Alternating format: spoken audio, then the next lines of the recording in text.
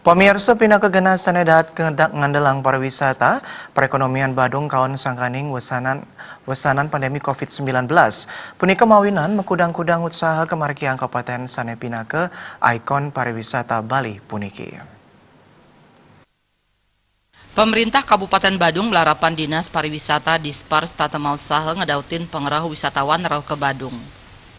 Tios nganggen website Dispar Taler nyarengang YouTuber keanggen media promosi.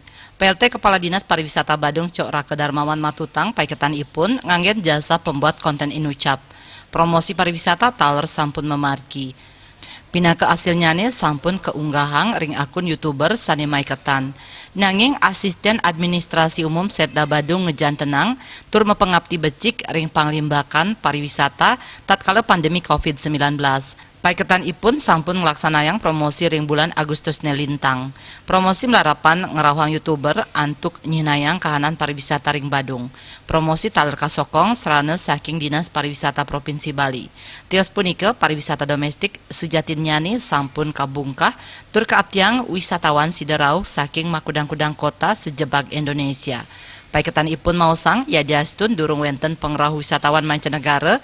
Nanging dane taler nenten banget sida ngaptiang pengerau saking wisatawan domestik santukan pandemi COVID-19 taler mausana ring perekonomian Indonesia.